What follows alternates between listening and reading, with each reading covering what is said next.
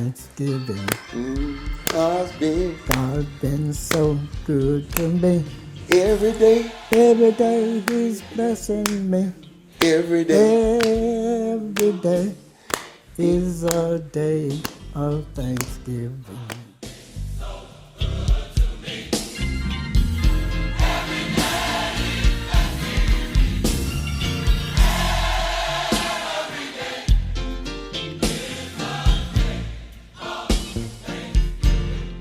Let's see. Oh, I went to training. I came in training at KTB in 1950, and went there 3 years, and that's how we got to Winston. And we picked a church to go to, so we went to Emmanuel Baptist Church, and Reverend Mack was pastor there. So the group of us went, and we would go every Sunday, because we got out in time to get back to get lunch. And that's how we got started going down there, so that's where I met him too, at that time. And we kind of, courted during the time. And then after I finished training, then we got married. Uniforms and everything, scissors in the back of our piano poles. Miss Mack all laid back, but she knew her stuff though. And she would always tell us, if your instructors come up here on the floor, just make sure you look busy. Miss Mack, how do you look busy? And she said, just walk fast and wash your hands off. I never forgot it.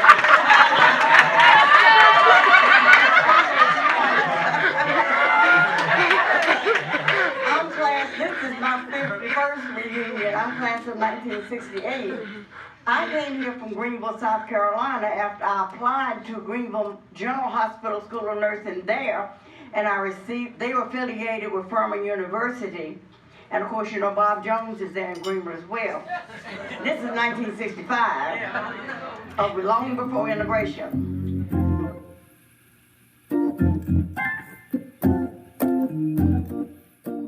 Betty Horton, and she lives in the Silas City. So she comes to the KTB reunion, and we see each other every year.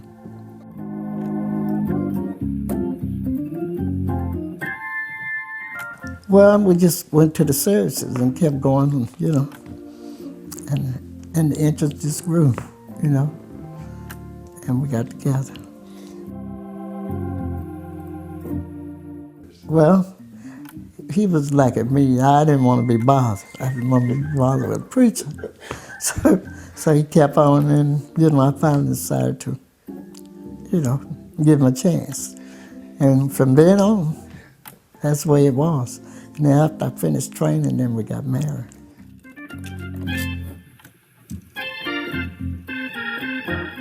Oh, yeah. And on Friday nights, we would always have dances, so he got where he would always, the house mother liked him too. So she would, he got with her and talked to her. And I got a late leave on Friday night. Instead of going to the dance, we went out. Because he didn't want me down there dancing, so we just became more and more acquainted that way.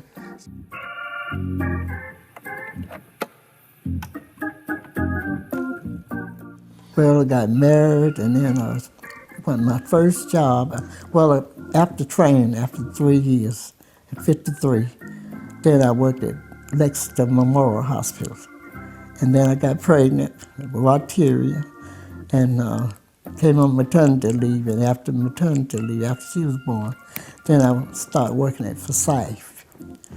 And so we worked. But before Forsyth, KTB was where I was.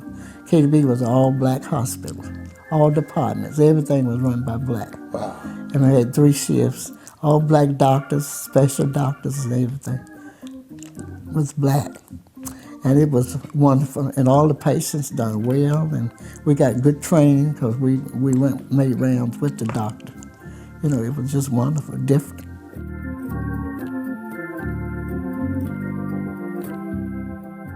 Well, the organist was going to leave to go out of town, and so her daddy was wondering, what he was going to do.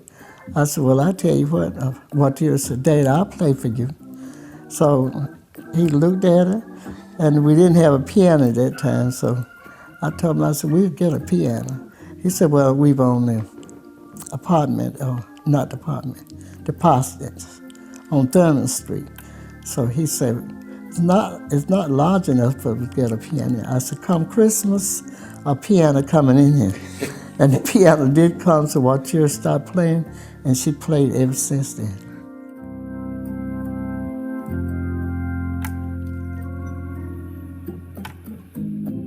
Well, it was quite a job, but to me, came kind of natural because I had to do it. I had to support my husband. And I was working to help too.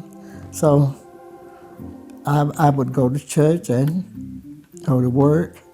They were in all the sports and the games and whatnot, take them there and cooked. We didn't eat out. We cooked the meals, and it just worked fine. It was quite a job, but I handled it for the three churches, We went to evening service at Bonker and the morning service, at Emmanuel. And at New Hope, we would drive all the way down there to be down there for 9 o'clock and for service all day. So it just worked out beautiful.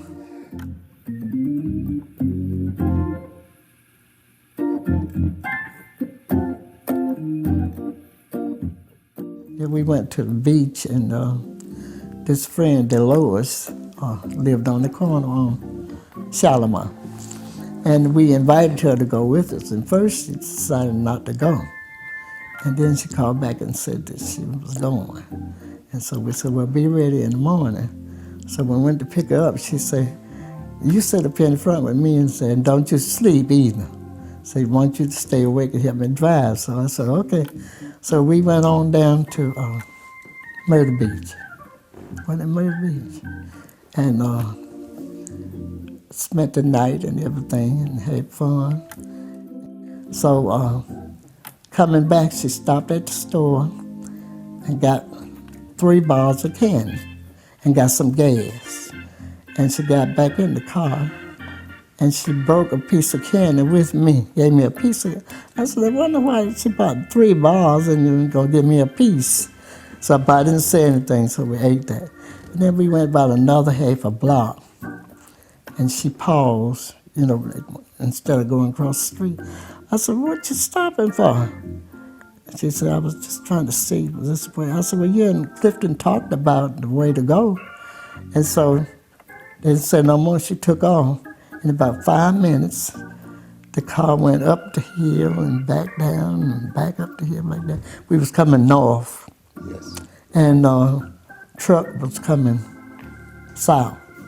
And I think they said brake shoes. All we know is we saw 3 objects coming right to the windshield. We didn't have time to say, watch out or nothing.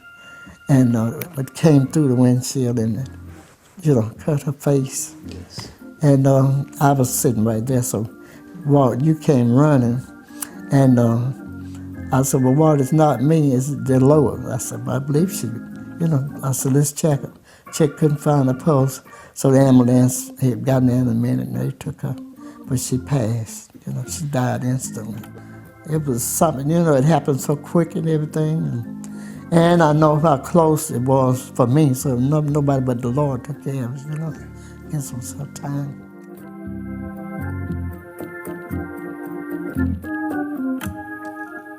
Later on, I had a little lump and went to the doctor, and he said it was cancer. So it was just one. So I said, well, now, it usually go to the next one. I said, so just take both. And that's what he did. So I got along well with that. And now it's a 13-year survival. Well, one thing about it, when the doctor tell you you got it, you have to just brace yourself to and know to put it in the Lord's hand, and just hope it'll come out everywhere. And that's what I did. And he just worked it out. I got along wonderful. Wonderful. And today I'm still cancer-free.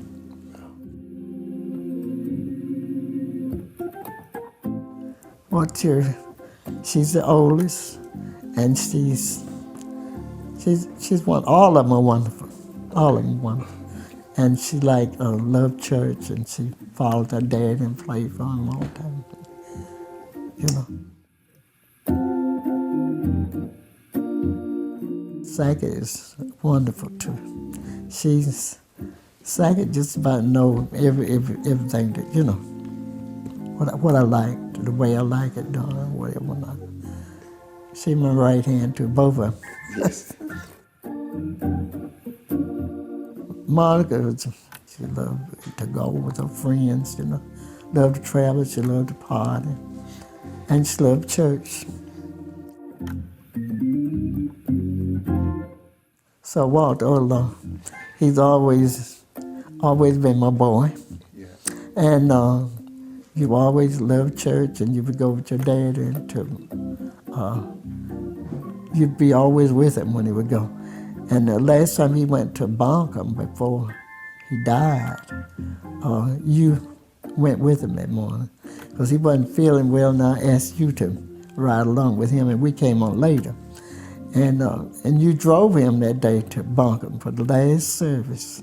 And you were only 14 years old, but he let you drive. So when I heard that, I said, no, he really wasn't feeling good. So after he preached that 11 o'clock sermon, that's when he got sick, after. And so you drove him back home, and you were just his right hand, just like him. And you're just wonderful, wonderful. And since he's passed, you've been just like father, son, whatever you want to call it, you've taken care of all of it. And you went out to church saying, I'll take care of him, Dad, I'll take care of him. And you've done just that. You're just wonderful.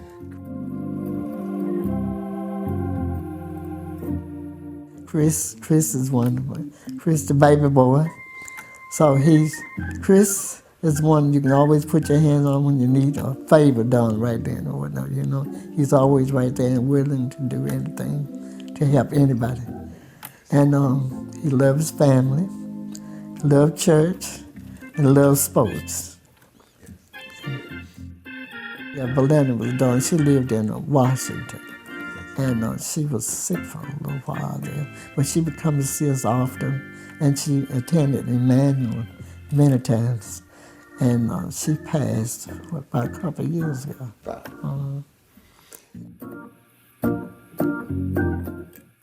Oh, they just like new life, you know. And all of them different ages, so they just keep you young all the time because they keep something going on all the time, and they're very active, you know, in sports and church.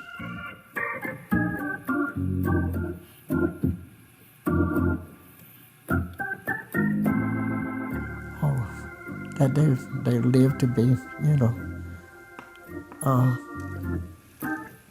proud little young ladies and young men, and do well, you know. And they seem to be doing that now, you know. Very proud of them, every one of them.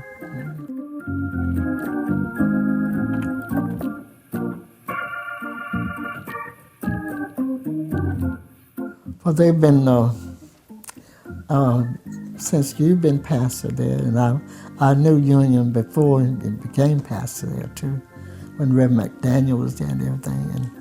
And they have just been a wonderful congregation. And we're just very proud of the progress you made there. And you couldn't have made it without the cooperation of the church. And they're a very beautiful church. And so was New Hope when you pastored there, you know, in Bonkham. So it's just been wonderful. Emmanuel, the same thing, you know. My husband pastored there 33 years, and they were wonderful too. So they're my church too. So I get to tip over there every now and then, but they're mine too, you know. And they've been beautiful the whole time, and it's just been wonderful. So I've enjoyed being First Lady. The same thing for Bonkham. We were down there a few months ago, and they were happy to see us, you know, and they were concerned about us still and everything. The family just grew, you know. each time it was just larger and larger. So all of them still including New Hope and all the churches. I'm 90 years old now, and I thank the Lord. It has been enjoyable. Been some hard days and some days, but through it all, the Lord brought me through. And I wouldn't take nothing for the journey. I really enjoyed it. I really enjoyed it. And the Lord will take care of it.